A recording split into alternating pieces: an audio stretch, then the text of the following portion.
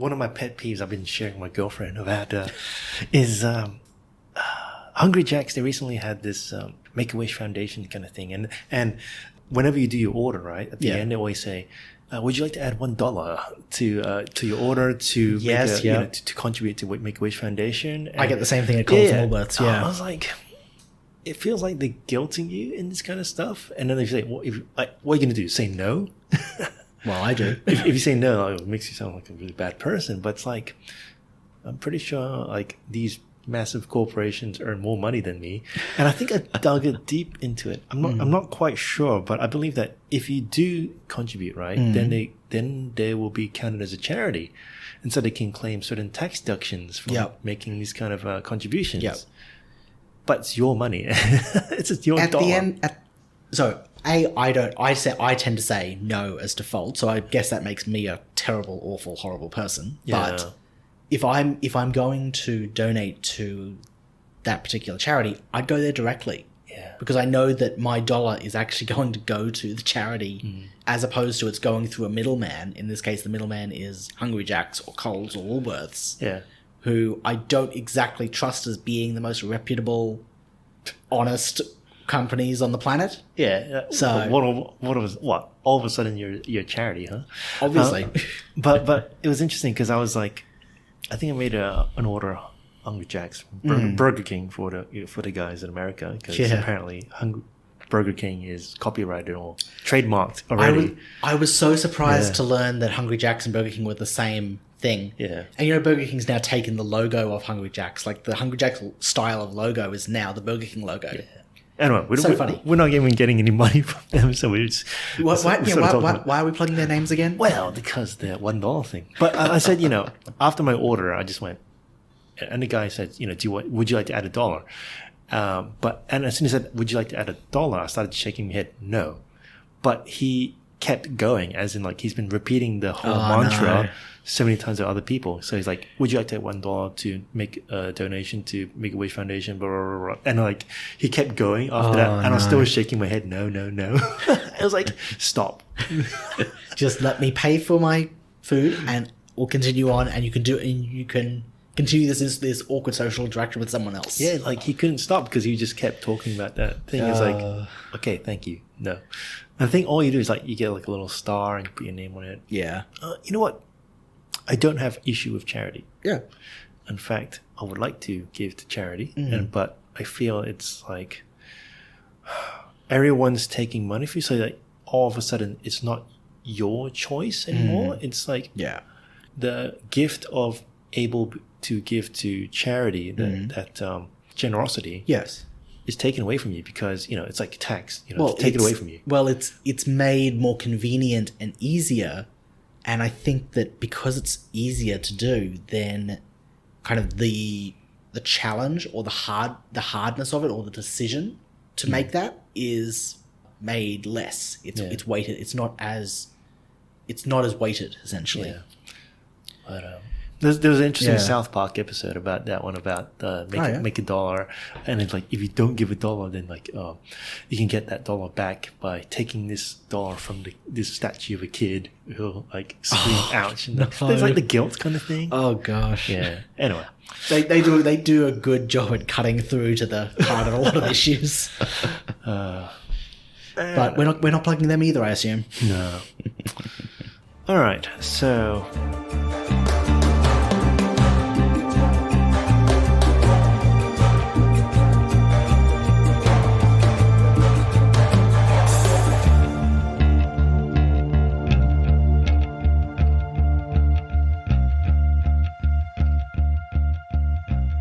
Welcome back to The Fire in the Desert from South Johnny and Pat. How you going? Oh, pretty good. Pretty good.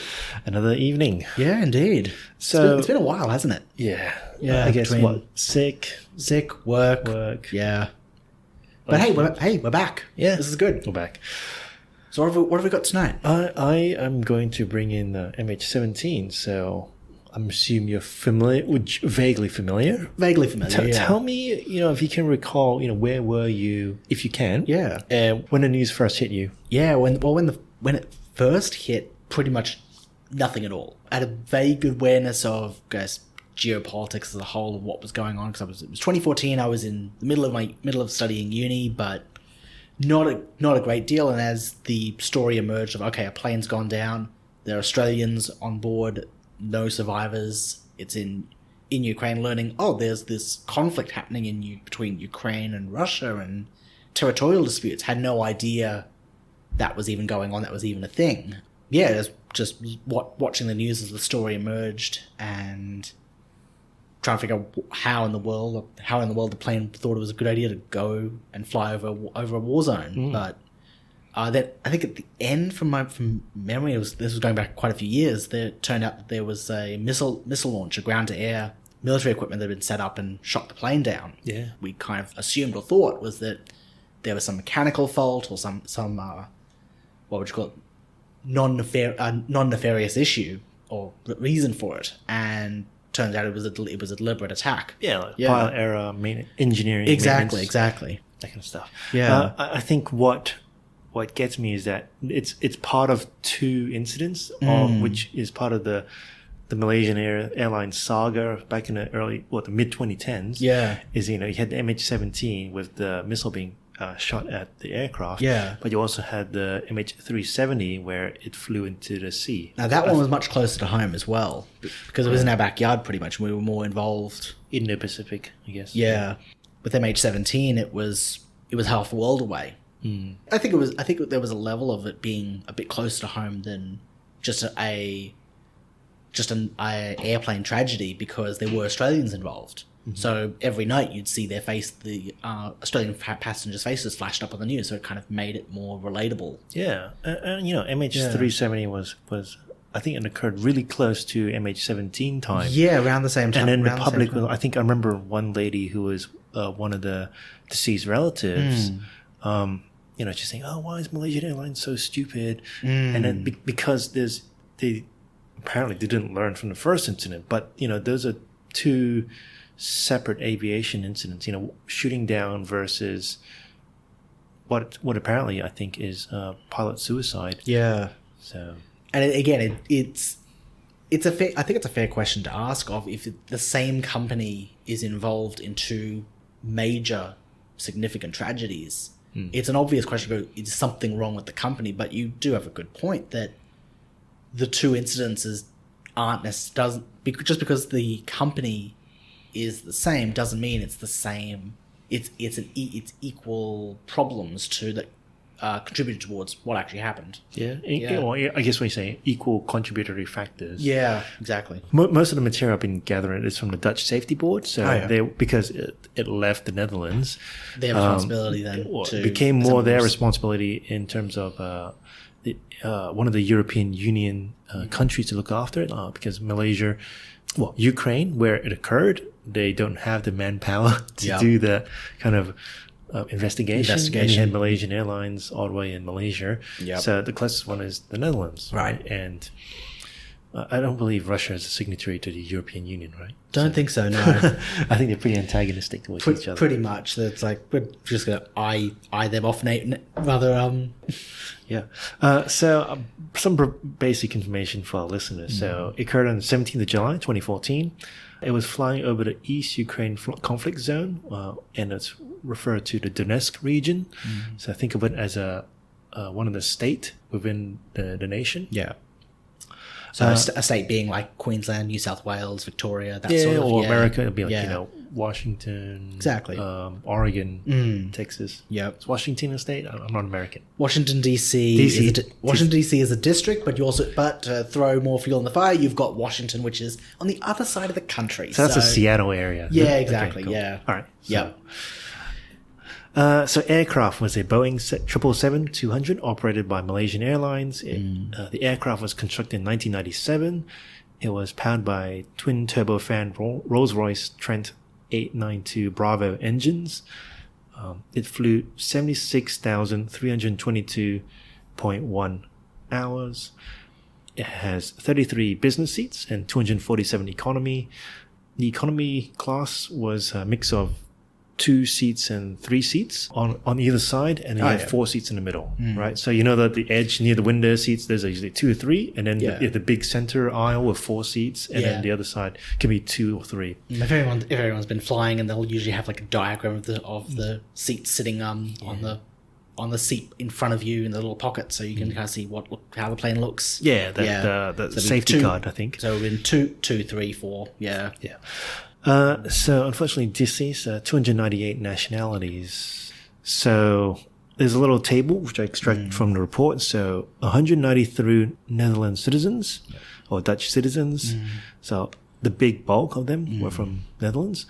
Malaysian 43, Australian 27, Indonesian 12, UK 10, Germany 4, Belgium 4, Philippines 3, Canada 1, and New Zealand 1. So what's that?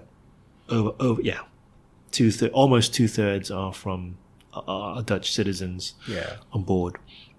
All right, so players and belligerents. So I tried to introduce the players that would come up in the story, how the disaster of MH17 occurred. So you have ICAO, so International Civil Aviation Organization. So it's an agency of the United Nations. It sets up practices and techniques for civil aviation. So also for passport standards, as well as aerodrome standards, and sets up the rules for investigating aircraft disasters. Okay. You have IATA, so the International Air Transport Association, which is like the trade association or cartel for airlines. It defines technical standards for operating airlines, and there was a bit of history where they had they fixed air ticket prices. Whoops. So you had Sounds like lovely chaps. You had the Ukraine ATC, so Ukraine Air Traffic Controller. So they managed the airspace up to the recognized borders between Russia and Ukraine. So within Ukraine up to Russia. Which obviously, though, that borderline was in dispute, thus the conflict. Yeah. We'll get there, but yeah. You have the Russian ATC. So after the aircraft crosses from Ukraine into Russia, they would be responsible for managing the aircraft. So there's a handover process there, essentially, between the two. Netherlands airport. So MH17 departed from the Netherlands. They had the aircraft, the crew had to submit a flight plan to the airport, but they were not responsible for overseeing the flight plan. So flight planning is usually done by the airlines, and they submit their routes, and they go, yep, the airport that where they're departing from just makes a record of it. So essentially, it's a rubber stamp process. Is that fair? It is quite messy because they would approve it, but then what are they approving it against? Yeah. Are they doing all the security checks? Are they making sure they're flying all right? It's like, well, you've got to approve flight plan from your company. Seems legit. Right. Yeah. So it's like you're starting here, you're ending in the right destination. Cool. How you get there, it's kind of whatever. We'll note where you're going, and if you get lost or if you disappear, then we know where you might end up.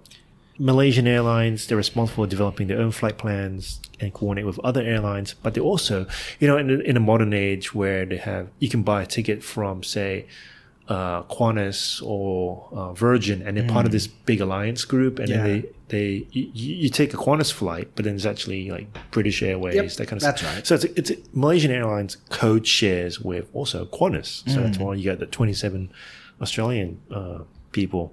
I do believe there's only 2 people who actually use the Qantas code on their airplane, but yeah, it's a new thing that which crops up in this event. Yeah.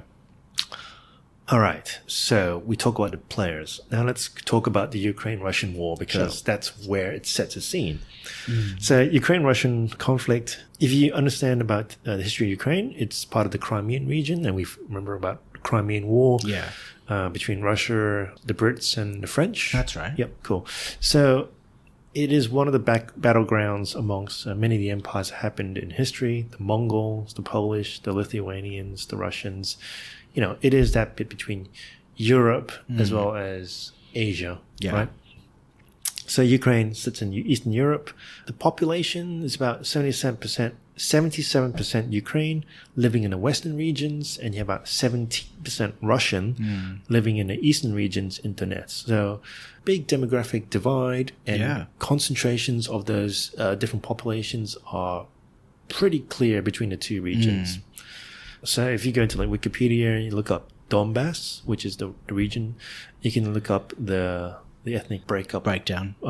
So based on the 2001 census, and then when you look at the conflict zones, it's like it looks very similar to how the demographics are broken down. Yeah. Because I pulled up the 2001 census, and you can see on the picture, it's like, you know, you have a picture of Ukraine. It's mostly in blue, but then the eastern sides are reddish. And scattered red dots. Yeah. Funny enough, it looks like the conflict zone if you overlay it there. Which is the interesting thing, because the people living in the conflict zone, majority would have been Russian, so they would have been sympathetic to Russia's argument of this is our territory.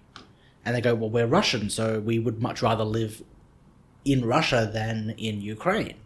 But just because you've got a large population density in one country's territory that is of another nationality doesn't necessarily just denote the right that other nationality can lay claim to that territory. Yeah. Otherwise, you would just have a block of people from country A hopping over to country B and saying, this is our stuff now. Yeah. That's not how our system works. Yeah. Like there's social, cultural connections with the neighboring countries, but it doesn't mean that that country can just seize the territory. Exactly. We call that invasion. Pretty much. So for a while there was just so you know, that idea's actually got a lot of implications to a lot of what would you call it, interactions between different groups of people over the last 300, 400 years. Yeah. Might be worth digging into sometime. Yep. So you had the election of suddenly a pro-Russian president, so Viktor Yanukovych, and his policy was to move away from the EU, NATO. You know, traditionally, like Ukrainians would associate with the European Union and NATO, and this pro-Russian guy wanted to move towards Russia. Yeah, makes sense, right? And obviously, he was elected, so there was enough of a popularity within Ukraine to be sympathetic to those ideas. Yeah, so that would be the assumption. And he suspended the Ukrainian EU Association Agreement, which is to commit Ukraine to become a member of the EU. And he wanted to move towards Russia and the Eurasian Economic Union. I haven't heard of that. Eurasian Economic Union, is that like a competitor to the EU? The counter block towards EU. So who's a part? Do you know who's a part of that? I am not sure. I will do some research later on that. Well, if you can look it up now, I guess. Yeah. And then maybe pop it up later on to the end of the... anyway, I'll keep going. Yeah. While you look it up. So there was instability in the 21st of November, 2013. There was protests, riots, and police crackdowns. There were, the Ukrainians living in the western regions weren't happy with the pro-Russian president and the move to go towards Russia. They wanted to be part of the Western Europe. And then you had 18th to 23rd of Feb in 2014, you had the Ukrainian Revolution, which ousted the president and overthrown the Ukrainian government. On the 1st of March 2014, the Russian Federation Council adopted resolution by petition of President Putin to use military force in Ukraine and annex the Crimea and Donbass region. So the Crimea, looking at that big peninsula that juts out into the Black Sea, and the Donbass region, but it is pretty much that region between Russia and Ukraine. So, one of the things, if you can recall, I guess from history, is that, a lot of Russian land is really cold. Yep. And so they would have a limited warm water ports. So if you remember the Russo-Japanese War, yes, they had to seize Port Arthur because it is one of those ports that is in the warm water area. Yeah. So they can bring in trade, they can bring in, it's a lifeline, essentially. Yeah. Rather than, I think what happened was that the Navy on the western side had to travel all the way, down to the Cape of York. Right. All the way to Japan to fight them. It's like, it helps if your Navy has warm water access on both sides of the country, but Russia, too cold. And so, Crimea, that peninsula that juts into the Black Sea, is a very juicy target. Yeah. What actions actually occurred? So there was wide media attention. There was division and polarization of people between allying with Europe or with Russia. And then you had the separatist actions. So there's local people living in those regions declare themselves, Donetsk People's Republic and Luhansk People's Republic. pretty much declaring themselves independent states from Ukraine. Right. You have that warm water port now in Sevastopol in Crimea, which now belongs to Russia. And you had a series of multiple aircraft shootdowns. So from April to 17th of July, so up to the event, 16 Ukraine military aircraft were shot at from the ground. So you had military transport jets, you had propeller aircraft, fast attack aircraft such as the Su-25, and also military helicopters. But they're all shoot downs at low levels with fatalities and loss of aircraft. So, example of the height, you had helicopters being shot down about 4,500 meters or 14,000 feet, as well as an Antonov 26 being shot down at 6,500 meters or 21,000 feet. And I suspect it was because of MANPAD, so man-portable air defense. So it's either that, think about, Afghanistan, the little Taliban dude shooting, surface-to-air missile rocket launchers at the aircraft, or the other theory could be it's shot down by Russian aircraft, by air-to-air missiles. Right. Because you have that border between Russia and Ukraine. Anyway, anything before we move on from, I guess, the theory? Setting the scene of the history of the war up to the event.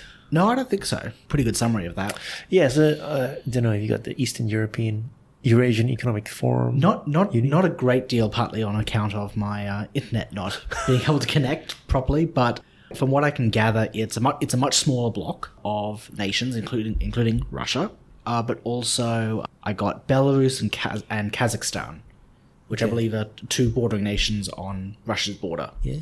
So pretty much they've formed their own block. I don't know to what extent, like if they're designed to try and combat economically against the EU and what they perceive as the Western Bloc, pretty much. Yeah.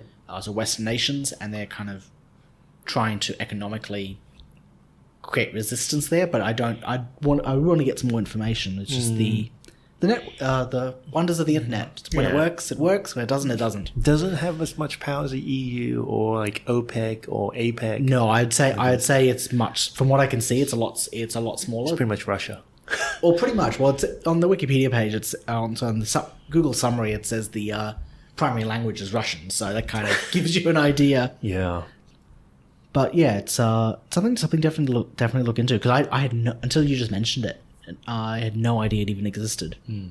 Which again is interesting, because I had no idea about up until that aircraft coming down. I had no idea there was even a conflict between Ukraine and Russia, like open armed conflict, and that the nation of Ukraine had fractured and splintered into all these different interest groups. Yeah. It was just this war that happened. But it's also mostly centralized between Ukraine and Russia. It didn't really involve the EU or America or Australia until, we started getting involved when the aircraft got hit. Yeah. Well, we got involved. I remember the US were starting to take notice when Russia was was annexing Crimea.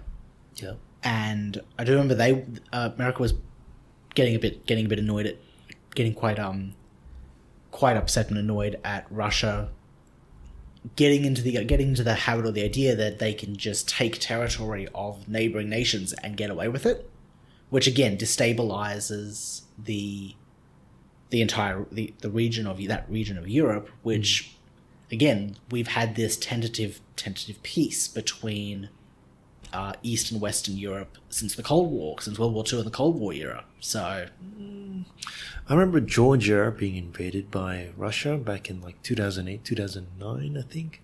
Probably 2008. Okay, yeah. I don't remember that one, but again, I wouldn't be surprised. My knowledge of geopolitics in that area back then, I didn't know that. I wasn't aware of that much. In this case. Okay, so next bit is the lead up to the event, so the history of flight. So, I'll state this, the times are in this report are mentioned in Central European time. So it's used from Netherlands time, or UTC +1, or Greenwich Meridian time +1. So the aircraft arrived from Kuala Lumpur in Malaysia, 0636 at Amsterdam Airport in Schiphol. I don't know my Dutch. It spent about 6 hours in the airport to do a turnaround and servicing, and an MH17 departed the gate about 12:13 Central European time. And I'll just read from the report.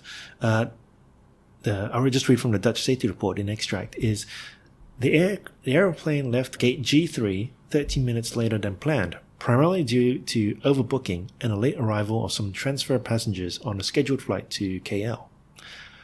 Malaysian Airlines had prepared and filed an air traffic control flight plan. The flight crew was provided by the ground handling agent with an operational flight plan, NOTAMs, which is Notice to Airmen, information that you sent by the ATC on Aerospace, considering flying events and restrictions. They gave the loading information as well as the weather information prior to departure. The material had been prepared in Kuala Lumpur by Malaysian Airlines.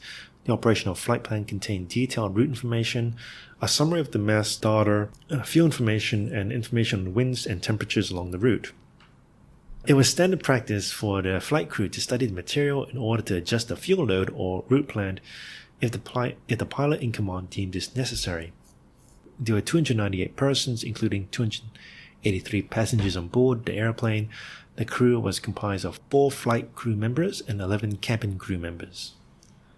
So what does it mean? So the air crew, they look at the flight plan, which plans the route between Netherlands through all the the adjoining countries to arrive in KL. Departs north from Amsterdam, follows a set of air navigation waypoints or international recognized waypoints set by VHF omnidirectional range ground beacons. If the beacons have a set GPS, then you can sort of navigate and hone your radar to lock on that signal, and you can sort of get an idea where you are on the route. Yeah. So it's going to go to Netherlands, then went to Germany, then went to Poland, and then went to Ukraine, but it got shut down there. It would have continued to Russia, northeast Iran, Afghanistan, Pakistan, India, Thailand, and then back in Malaysia. Right. You can still fly that route. I believe it doesn't go quite through Ukraine. It might detour, but then use MH19.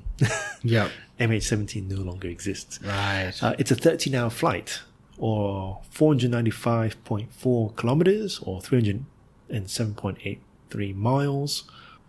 So the flying height is about 31,000 to 37,000 feet. Yes. So aircraft serviceability. So one of the reports is that they noticed that the cockpit voice recorder area microphone cap in the cockpit was missing. Something about the cabin overhead bins, so where you can store your luggage, and there's some acoustic linings, and there was damage. But overall, nothing really telling that there might be some engine problems or some flight control problems. So it's definitely not maintenance. Yeah. From the wreckage that the investigation team found, there was no pre-existing damage to the structure that would have been exacerbated by missile damage. So if they would have survived the missile, would the structure, the damage would have been exacerbated? Would have been exacerbated by it. So pretty much no. The Dutch Safety Board found no evidence that airplane was not in an airworthy condition when departing the airport. So no evidence of that. Okay. Yeah. So let's struck that off the list. Well, pretty much that's what you do, is that you have this long list of all the plausible scenarios, and you start whittling away, and eventually find out the reason, hopefully at the end. Yeah. So passengers and cargo. So mass and center of gravity of the airplane was within authorized limits. There was appropriate load of passengers and cargo. And you can look up on Google the route that was planned. So again, you can see if you pull up the map of the route of MH17, it has all these weird letters. Those are the international codes. So you have like EM, OSN, MOMSAR, PKIT, PEKIT, TAMAC. All those are ICAO. Like that's where the navigation points are. Right. Okay. So there's 4 flight crew. So 2 teams consisting of the aircraft captain and the first officer, because it was required for a 12-hour flight or more. So this was 18 hours, so they exceeded that. So they have to have 2 crews. So there would be a team's change in the middle. So the non-flying team would rest in the bunks, or they would rest in business class seats, or as an observer. But Team B never flew the MH17 for that flight. It was just Team A. Right. Quickly go through some of the data. So FAA requires 1,500 hours to fly as an airline pilot, or 2 years, according to propilotmag.com. So American airline pilots, we can say that's a standard. They usually accumulate 1,000 commercial hours per year. So I'll go through some of the data for the aircraft captain. He was 44 years old. He had 12,385 flying hours, or 7,303 hours on the 777-200. And you had the first officer, who was 26 years old, who had 4,058 flying hours and 296 hours on a 777-200. So, the aircraft captain has enough hours according to American standards. So The first officer, qualified. yeah. So they're qualified and competent. The first officer, he's training to become the aircraft captain, so he has a bit less hours on the 777-200. But he's understudying the aircraft captain. But again, you'd expect that in any flight anywhere. So nothing out of the ordinary. Yeah, nothing out of the ordinary. They're all properly licensed. So nothing out of the ordinary. The aircraft, the crew, the passengers. So there's no the cargo. So there's no bombs in there. And if you go in the other reports, it talks about meteorites and I guess strange weather. Nothing like that occurred. Please tell me UFOs don't turn up in the report. I don't think UFOs. Yeah. So what happened? So Ukraine, in the Ukraine, MH17 climbed to 33,000 feet to 35,000 feet after the checkpoint. It was requested by the Ukraine ATC to climb to 35,000 feet earlier to deconflict with another aircraft behind it, but it refused the request. And then what the Dutch investigators found out, this was normal operation consideration. So Malaysian Airlines showed that according to the Boeing Performance Handbook, this was the optimum altitude for fuel. There was a slight deviation, about 6 nautical miles from its flight route, but that was because of bad weather or storm clouds. So that's normal. You don't want to fly through the storm clouds. You can get lightning strikes on the aircraft, and that can also damage the aircraft. Cause unnecessary. It's an unnecessary risk. Yeah. So reporting by the ATC, so last transmission from MH17 to Ukraine, ATC was about 1512 or 312. Which was the next clearance to the waypoint from Ukraine to Russia. Then, MH17 impacted the ground near the village of Harabov. The locals report around 1530 airplane debris and human remains impacted houses and gardens. Wreckage parts were spread over the villages of Rospine and Petropavlivka. So it says here, from the Dutch safety report, wreckage was identified from 6 different sites spread over an area of about 50 kilometers squared. The majority of the wreckage was located in 3 sites southwest of Harabov. These 3 sites were located about 8.5 kilometers on a bearing of 80 degrees from the last known position of the airplane in flight. At 2 of these sites, post-impact fires has occurred. And one of the things that the report notes is that the Russian states, they don't keep records of data outside its border, despite its range capability of these radars. So all of a sudden, they don't want to cough up any data to support this investigation. They said, no, we don't keep any records of it. Where have I heard that before recently? But they do, right? If they have the range, especially given it's a war zone, they would use that data. Yeah. Anyway, I'm just a simple podcaster. Oh, pretty much. Same here. Yeah. What happens in the aftermath of the aircraft being shot down? So, reports from the Donbass separatist leader, Igor Gurkin, posted on social media VK, so that's their Russian or Ukrainian Facebook, that they shot down a Ukrainian Antonov 26. I believe that's like a twin propeller aircraft. Right. And it says, which was repeated by the Russian news network. So, Life News in Russia reported a new victory of Donetsk self-defense, who shot down yet another Ukrainian airplane. Okay.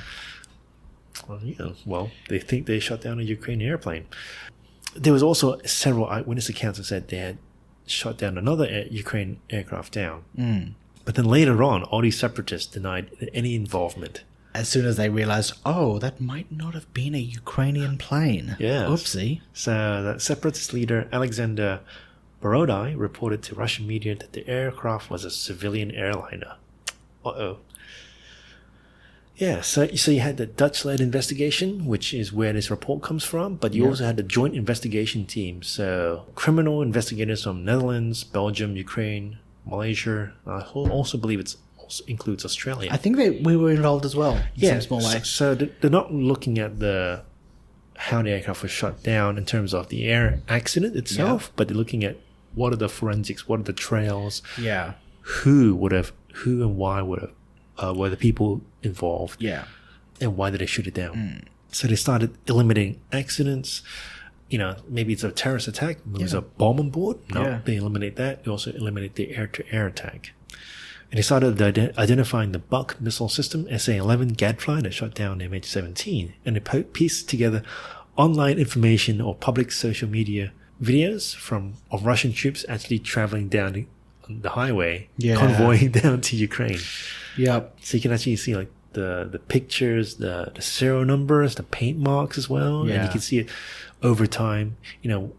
When you're departing from base, right, you have your regular, white numbers on the side of the vehicle. Yeah. But as soon as it gets to closer to the war zone, you start camouflaging it, disguising it. Yeah. And you can see like later down the route that the paint was sort of painted over the white marks. Yeah. Why? Well, to hide it, obviously. Well, they're not supposed to be there. Yeah, they're Russian. They're supposed to be these. They're not supposed. It's like they're Russians in Ukraine. Why are they in Ukraine? Yeah, this is a civil war. Nothing to do with us. Wow. Yeah. Oopsie. I don't know about any separatists who suddenly got hands on surface-to-air vehicles. Pretty much. Yeah. Anyway, the Russian-Ukraine conflict continues from 2014 to today. Still going on. It's still going. Yeah. It is interesting that, and again, this is more a comment on this short bandwidth of media cycle that we all participate in. It's that we are so infuriated and galvanized to action when something a tragedy like this occurs, but as soon as the news cycle ends, we as a people forget it even happened and move on. Like the fact that this conflict is still continuing, still going on to this day, and it hasn't been resolved in 2014, so nearly, is that 6 years? 7 years. 7 years now. And it's still going on, but our awareness of it in Australia, we don't hear anything about it. Oh, it's a bit sad. Yeah. Bit sobering. So why did it make sense for the operators to approve that flight package, right? Yeah. If we think that flight plan was developed by Malaysian Airlines, why did it make sense for them to... Why did it get ticked off? To stamp on it and say, yep, good to fly. Because essentially they've just delivered a flight plan that says, hey, we want to fly over an active war zone. Yeah.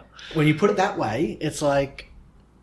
And it wouldn't have just gone through. I would imagine it wouldn't have just been passed across one person's desk. It would have been passed off by the person who created the flight plan to begin with, who would have checked it off with their boss, would have handed it over to the other departments and gone to the other organization.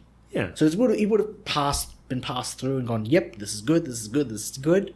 Okay, plane, you can take off and go. Yeah, like if you're the aircraft captain, like, would you have any objections? Like, this is emailed to you. He goes, hang on. Company is telling you to fly through this area? Yeah, it's like, hang on, this is an active war zone. I guess then it begs the question, who knew it was an active war zone?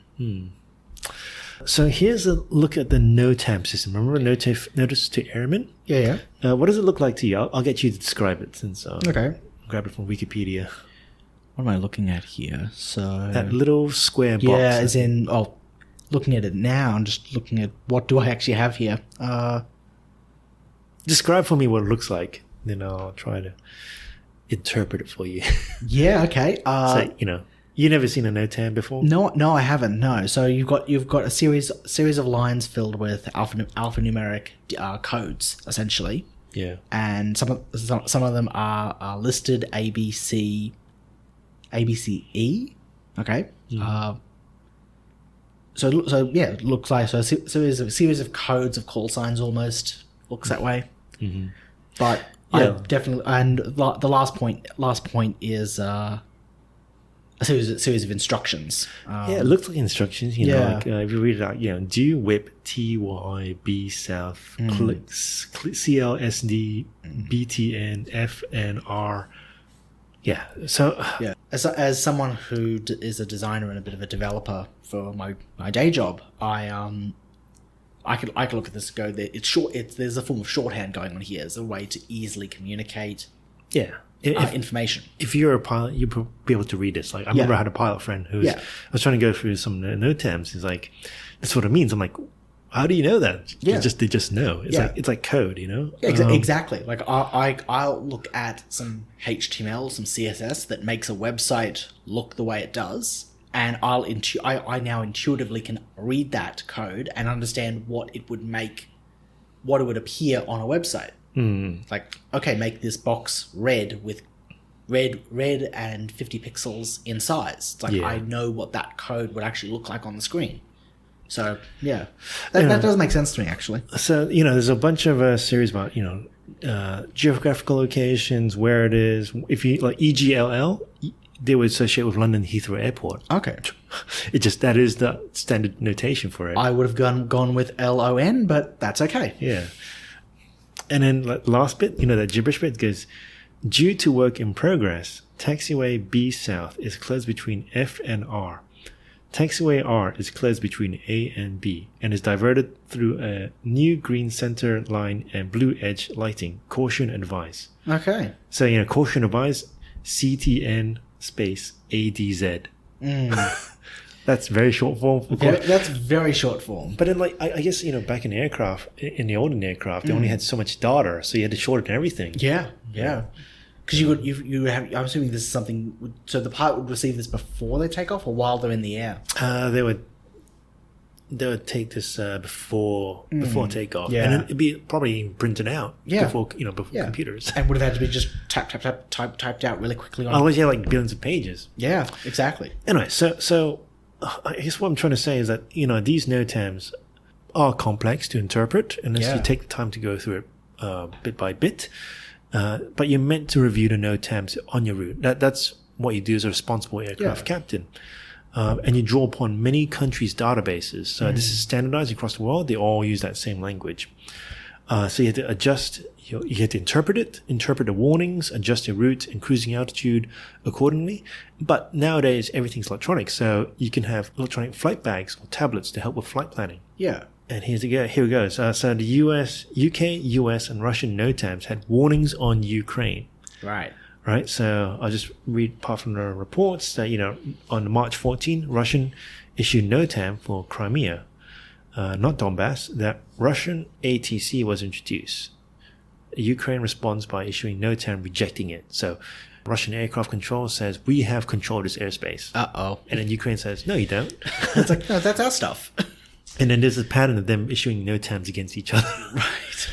So essentially what we're talking about here is essentially an email war. Yeah. Between two control towers. So this leads to conflict of information and management of airspace by both countries. Yeah. It's like, no, this is my airplane. Leave it alone. Yeah. So, 2nd of April 2014, ICAO, UN body here, publishes a letter to all members informing them of safety of civil flight through the Crimean area. And it says, quote, due to the unsafe situation where more than one ATS provider may be controlling flights within the same airspace from 3rd of April 2014, 0600 UTC onwards, considerations should be given to measures to avoid the airspace and circumnavigate the Simferopol FIR or Flight Information Region with alternative routings. So don't fly. And for reference, the ICAO was you mentioned one of the characters earlier. International Civil Aviation Organization. That's right. So they're the UN agency, not the one that were involved in ticket fixing that you mentioned. No, that's IATA. Exactly. That's their it's Air Transport Association. Yeah. I believe that's the thing.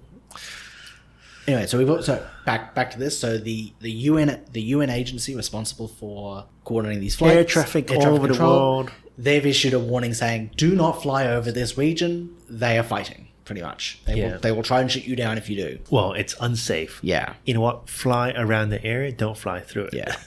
And it had supporting letters. So this flowed on, and Eurocontrol, the European organization for the safety of flight and air navigation, also supported that thing, as well as EASA, European Aviation Safety Authority. Then later on, there was a letter that stated, ICAO continues to actively coordinate with all involved authorities, international organizations, airspace users, and other states in the region regarding developments as they unfold, specifically from those which could impact flight safety. But then later on the 2nd of April to the 17th of July, to the day of the event, ICAO never follows up with another letter concerning Ukraine. There's a lot of parallels, actually, that we have that probably relatable here is travel warnings. Yeah. Where there's a terrorist attack, for example, overseas, often the Australian government will issue a travel warning, and there's a website you can go to where you can see all the different alerts. And if you either are planning a trip overseas, or if you've got friends or family you know are overseas, you can go and check and stay up to date through that service. So it's something similar that's happening here, but obviously on the international stage in the aviation industry. So not only that, on the 4th of March 2014, the U.S. Federal Aviation Administration publishes a NOTAM that U.S. operators and airmen flying to, from, and over Ukraine to be careful of potential instability and also increasing military activity. Then you had the 3rd of April 14, so a month later on, U.S. FAA issues NOTAM, U.S. flights prohibitions for U.S. operators and airmen for flying over Crimea, Black Sea, and Sea of AZV. So that's that sea inside Crimea, Right. Ukraine and Russia. So think of it like, the Dead Sea kind of thing. Yeah, same sort of deal. So it's this landlocked sea inside the region. Yeah, you got the Dead Sea, Sea of Galilee, that sort of thing. Anyway, so Sea of AZV. So they must review security information, exercise extreme caution. So 23rd of April 2014, US FAA issues NOTAM saying, all those flight prohibitions we said about that area applies to the whole of Ukraine. Right. The entire country, do not go. Yeah. So Dutch Safety Board says, no nation apart from Ukraine had anything specific on the eastern Ukraine. So that we're talking about that, that little border area. March 14, Ukraine publishes NOTAM to close or restrict airspace. 30th of June 2014, the UK, United Kingdom, issues recommendations to avoid flying over Crimea, but not that eastern Ukraine area. So remember, the Crimea is that little peninsula area? Yeah. Then the 14th of July 14, Ukraine reports an Antonov 26 shoot down. So 3 days before the incident. Right.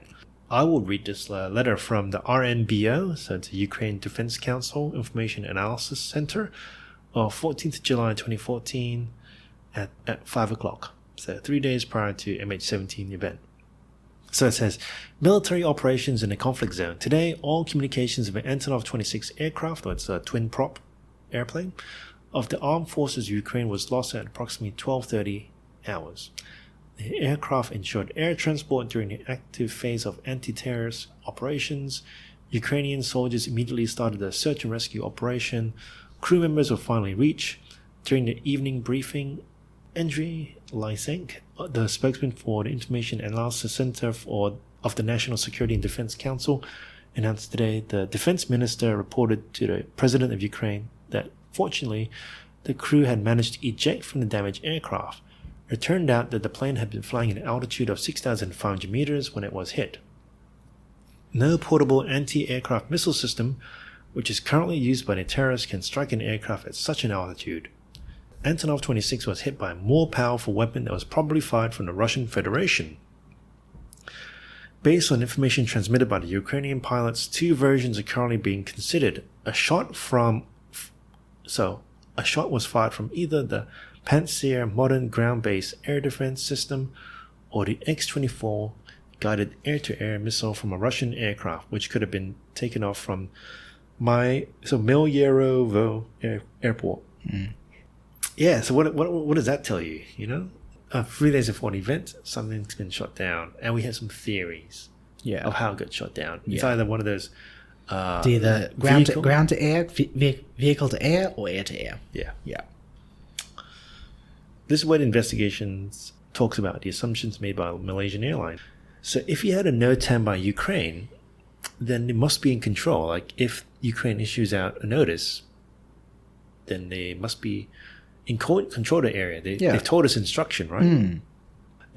Malaysian Airlines actually were not aware of any conflicts or shoot-downs reported by the Ukrainian military until after MH17. Right. None of this actually got through them. The whole letter we just read didn't get through. No one's drew the connection. So the only US NOTAM applicable was if the aircraft had flown over the US. Otherwise, that the iPads or that software system that didn't show up on their planning when the aircraft captain got the plan from Malaysian Airlines. Which doesn't make a great deal of sense to me that they wouldn't have got this information, because if you have got one location, it doesn't matter which country is providing the intel on this country, called country A. It makes a lot more sense that regardless of the country of origin, you should be receiving as much intel or information or notices about the region you're about to fly over. Yeah. That seems to be a bit of a flaw in the thinking of the system. That's what they picked up. Malaysian Airlines has a security department, but they're only concerned with passenger or cargo security and ground safety. Right. If it's flying, then it's flying, right? Yeah. Nothing to worry about. It takes off, it can land, our job's done. Yeah. Big threats to our airlines, terrorists trying to sneak and board bombs, that kind of stuff. If you land in the middle of, whoop whoop, what's the situation down there? Can they land, or is it danger to the crew and the aircraft and the passengers? So they actually did a survey as well amongst other airlines that were flying around that region, and only one operator closed because one of their people were actively monitoring the situation of the Ukraine from March 14. So all that conflict thing that we're talking about. So, hey, maybe we shouldn't be flying around there. Yeah, just maybe.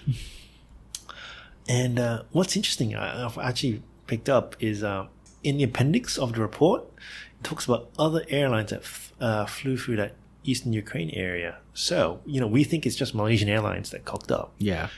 So I would just go from the list. Greece, Russia, UAE, Kazakhstan, US, Austria, Pakistan, Swiss, UK, Singapore Airlines, Virgin Atlantic, Emirates, Air France, Air India, Delta Airlines. And then Malaysia Airlines as well. And then Malaysia Airlines. But it wasn't just they fouled up. It wasn't incompetence of either the pilots or the maintenance crew or the company or that company. This tragedy occurred because they drew the short straw, essentially. Yeah. Like random fluke. It highlights any one of these other airlines could have easily become the target. If they, just small adjustments to their flight route, they may have managed to avoid being shut down, and then it could have been, DHL, it could have been Singapore Airlines, Emirates. I find it interesting that the US and UK are in that list as well, because what was it? Delta Airlines. That's a US airline, and they had the NOTAM warnings. Well, they had the NOTAM warnings, but they only popped up if you've departed or flew over US and UK. Oh, okay. Right? So you didn't have to be a US airline to get the US notes. No. Like on your route, if you set it like a GPS route, right? If you didn't fly from US or go across US, or you across UK or US, or arrived in US, okay. and then along the route you also flew around Ukraine, then you didn't get that warning. Right. Yeah. So this is me assuming that Delta Airlines, they would have transited at Europe to a crew change, get a new flight route, and that would clear all the previous warnings, right? Or clear all the original waypoints, and say you are flying from Europe to blah.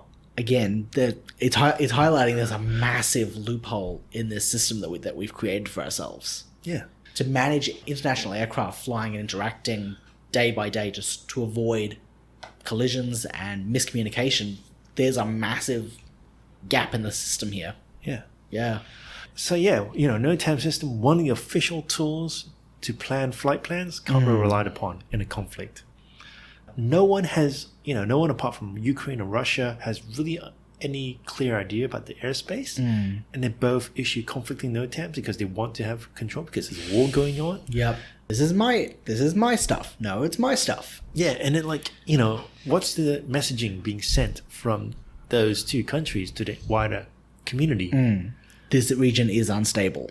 Well, Don't fly you it. assume that, right? Yeah. We look in hindsight. Okay, they shot an aircraft. Yeah. Well, not even that. If you've got two neighboring countries that are fighting over who controls the territory, it means that you can't trust. If you go and talk to Ukraine or Russia, hey, is this airspace clear? It's unreliable information because they don't know. They're fighting over it right now. But they're issuing an NOTAM, so it looks official. Yeah. So someone needs to take their NOTAM privileges away.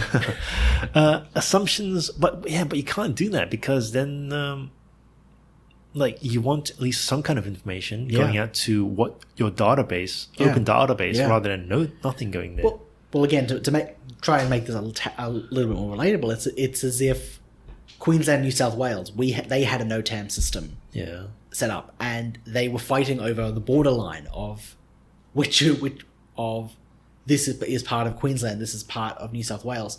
We actually had a little bit of this during the coronavirus lockdowns, actually, with people who lived on the border in Australia, in Queensland, but they worked in New South Wales, or vice versa. They couldn't get across the border because it was locked down. Yeah. What was the other one? Yeah, assumptions of a separatist activity. So, what Ukraine calls terrorists. That the weapon systems would have been manpads, Russian aircraft support. So that, they don't have the range that would have targeted those high altitudes that airliners would fly across. And they're only, these terrorists, right? They're only targeting military aircraft, right? They're not going to target civilians. No, if they had a death wish. But we hope. But it's so hard, right? You're talking about 31,000 feet. Yeah. Or 37,000 feet. So I'm assuming military aircraft are flying at a lower altitude so they can do maneuvers. You got helicopters, you got propeller aircraft, not turbofan, right? And you had close air support, right? So the guys, I think A-10s, or they fly a low level to make sure the ordnance are dropped on target, right? And of course, so the civilian aircrafts are flying at a much higher altitude, so they can avoid all that stuff, pretty much. Yep. Yeah. Well, that's their optimum cruising altitude, right? For their purposes, for fuel efficiency. Yeah, that makes sense. Yep. Yeah, it seems strange, like we talk about all these civilian airlines and they've gone through the area and nothing happened, so nothing popped up. So why did it make sense for the aircraft captain and first officer to fly through the area? I can remember when the story first emerged, pilot incompetence. Right. That seemed to be the most logical reason of why in the world would you fly your plane over an active war zone. Yeah. But I think what we're learning from digging into this report is that actually wasn't the case, was it? Well, I mean, everything looks official, right? Yeah. It appears on your system. It has, stamped by Ukraine ATC or Russian ATC. Yeah. Someone's in control. Not only that, so your flight package and it was approved by your company. Yep. It's endorsed by Malaysian Airlines. Security assessments are only done on arrival and departure, cargo, baggage, passengers, staff, and planes. So they don't consider Ukraine, right? So there's an example, actually. The Malaysian government requests Malaysian Airlines charter flights to Yemen to evacuate citizens, but the security department advised not to accept it. Right, you don't want to, because they had that war zone in Yemen, right? Yeah. And they had some Malaysian people in need of rescue. So the government of Malaysia says, can you fly to Yemen and then take our civilians back? And then the security department says no. But they only do security in that kind of assessment, not flying over. Nothing from Malaysian intelligence or the embassy provided any support to these flight packages. Flight operations planning, right? You rely on NOTAMs. You don't have military style intelligence reports. You don't have even the news. You don't really consider news. And so this is going about... Well, because again, the news source would be opinions. So it's not as reliable as your NOTAM, which would be your source of truth. Yeah. Yeah. And so much of what we do, we rely on having a source of truth that we can base sure and sound foundation on. So it makes sense that for the pilot, their source of truth, their foundation stone are these NOTAM reports. Yep. Yeah. So I think you're spot on. So I'll just read from the report, the Dutch safety report. Yeah. So the briefing package for flight MH17 also included 2 NOTAMs related to the Rostov FIR, which the Russian Federation published on the 16th of July 14, became effective from 17th July 2014. These NOTAMs, which stated that the use of the number of flight routes on the Russian side of the border with Ukraine was subject to altitude restrictions, including a reference to the armed conflict in the eastern part of Ukraine as a reason for the flight restrictions. The information provided in these NOTAMs was, however, not clear-cut, in addition to the altitude restriction, which was effectively the same as the restriction in force in the neighboring Ukrainian UKDV FIR. It included a second flight restriction. The airspace was restricted below FL 530.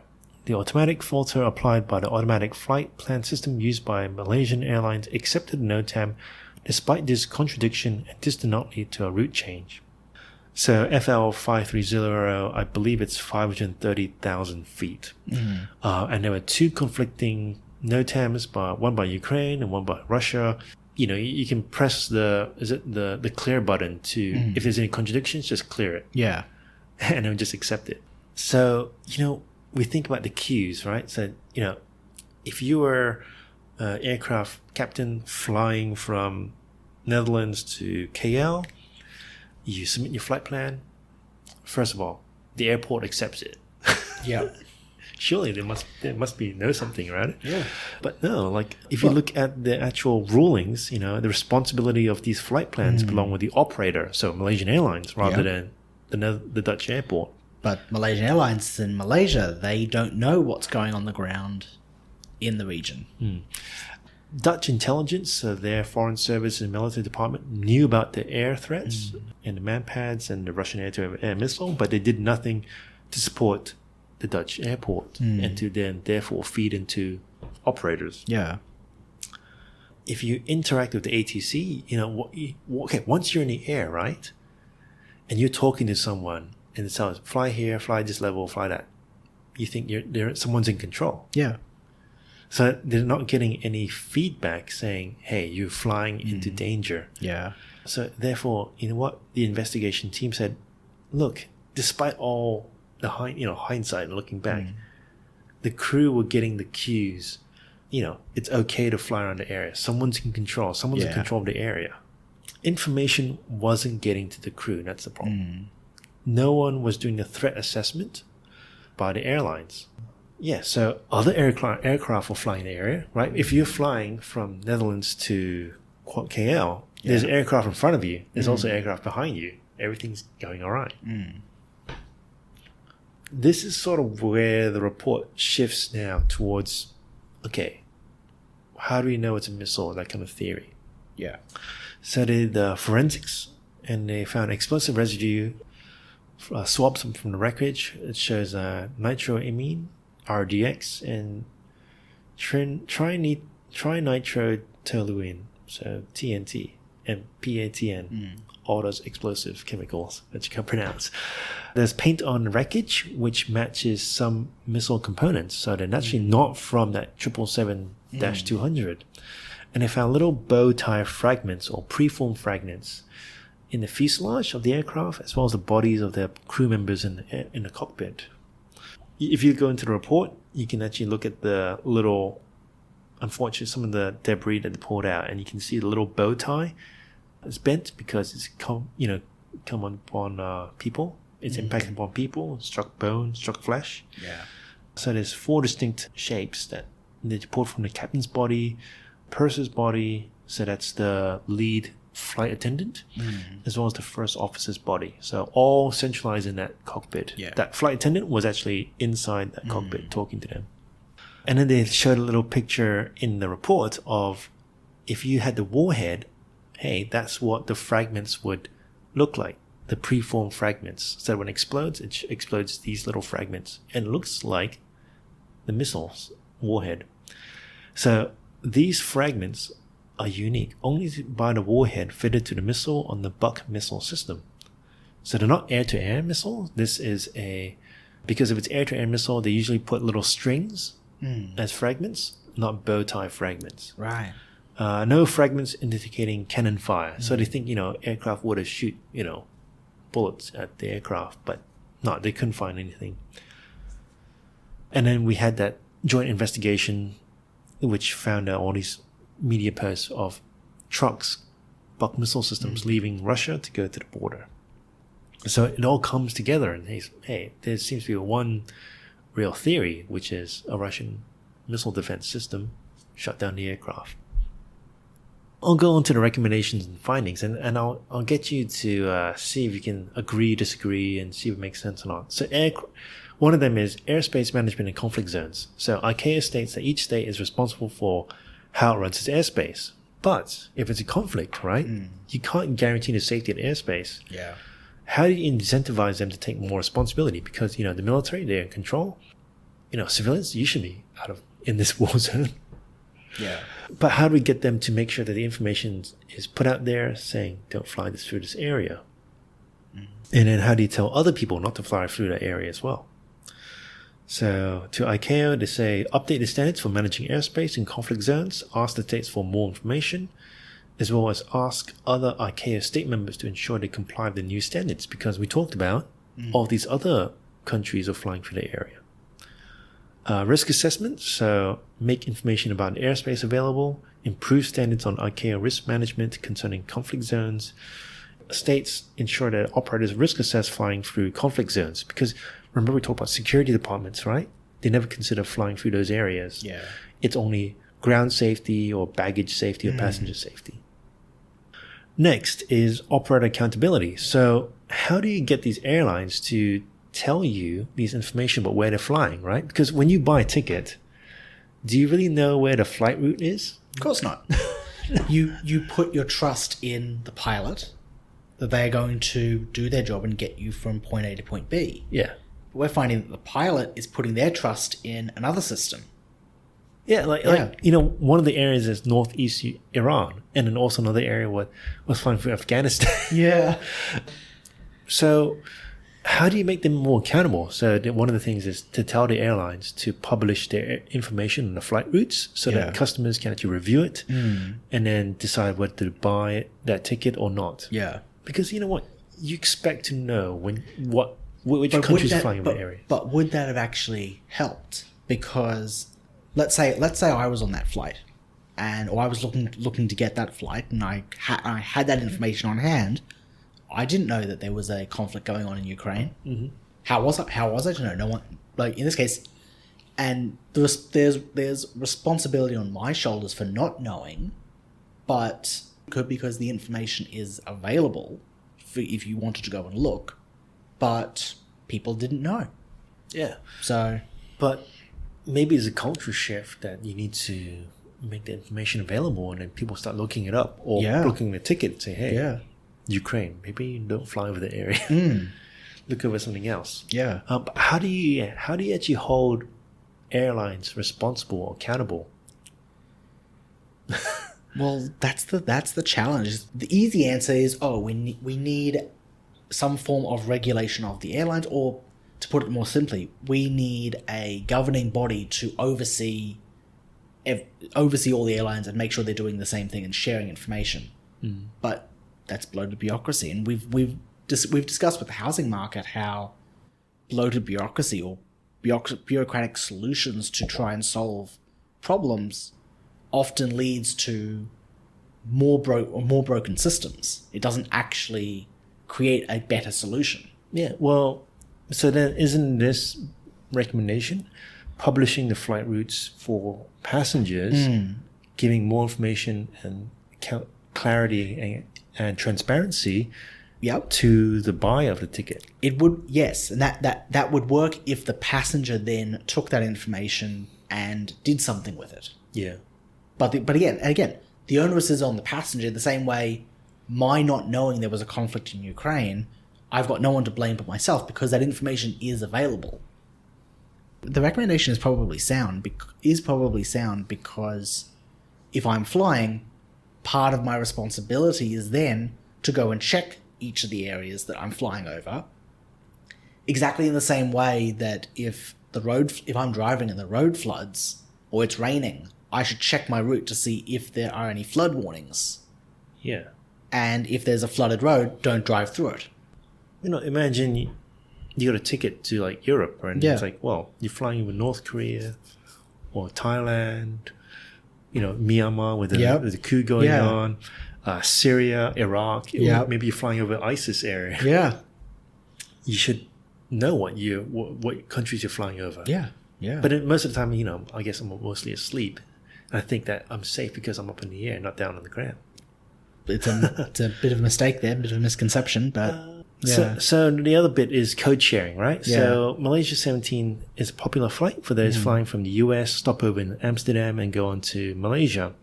So they found out from code sharing, KLM, so that it uses is a Dutch airline, and 11 passengers use the KLM code.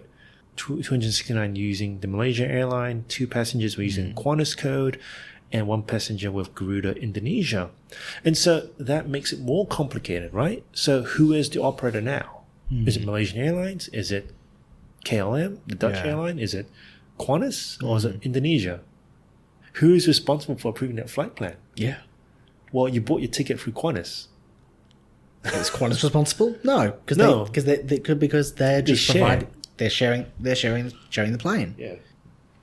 So what's happening is responsibility is being abdicated on every single level down.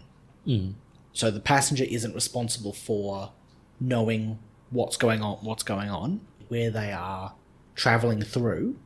They're not responsible. The pilot isn't responsible because they're being fed the important information that they're being told is the right information.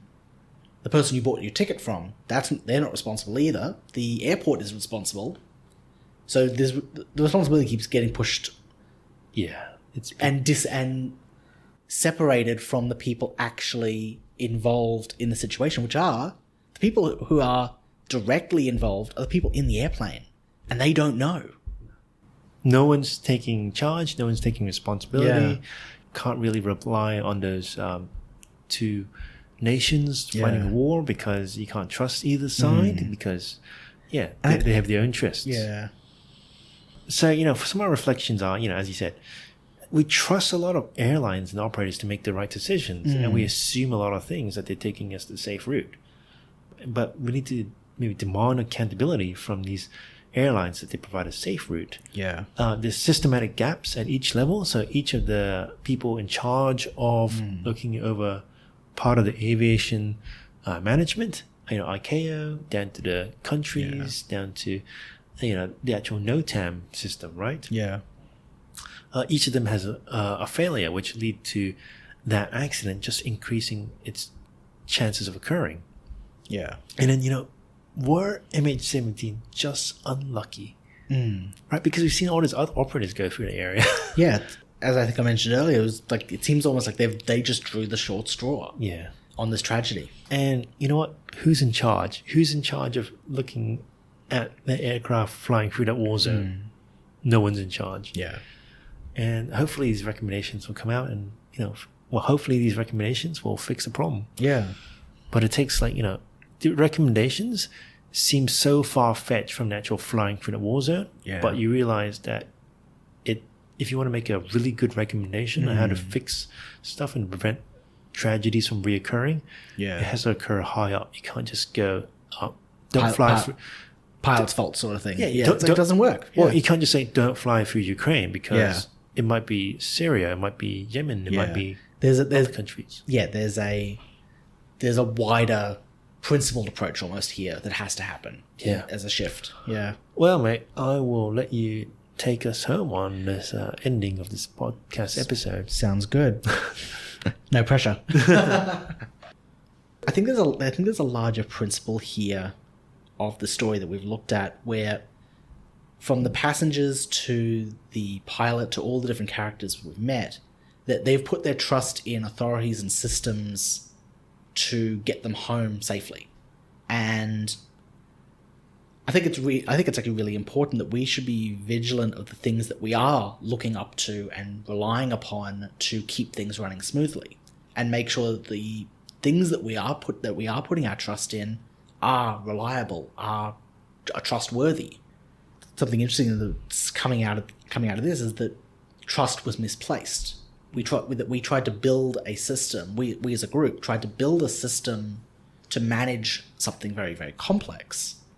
But there was a major loophole here that this tragedy is actually uncovered. And you're right that the recommendations will come out, and hopefully that loophole can get fixed in this instance. But again, I think the wider principle is that it's a lesson that we should be vigilant to try and not put our trust in systems and kind of abdicate our responsibility for our own safety, for our own lives. Yeah, and you know what? You can't just blame the aircraft captain and the flying pilot. No. And the co-pilot. Yeah. Right? Because there are these authorities at each level, from high down to low, and the chains and the links there are broken because information's not getting out there to not fly through this area. Yeah. And there's assumptions made that someone's in charge, but no one's in charge. And because there were these major oversights that resulted in this tragedy, the whole system fell apart. Yeah. And again, this was a significant, complicated, and interconnected system. But one small chink in that armor, the whole thing collapsed. And what you're left with is not with the people who are running that, or organizing and managing that system got hurt. Innocent victims got hurt. People who put their trust in it and unfortunately lost their lives as a result. All right, guys. Thank you for listening to The Fire and Desert. We will catch you guys next time. Till next time. If you like this episode and podcast, please like and share with your friends and subscribe. You can reach us at thefireinthedesert@gmail.com or Twitter @fireinDesert. Music is Outfoxing the Fox by Kim Macleoud at incomtech.com. And thank you for listening to The Fire in the Desert, conversations about life, culture, and society.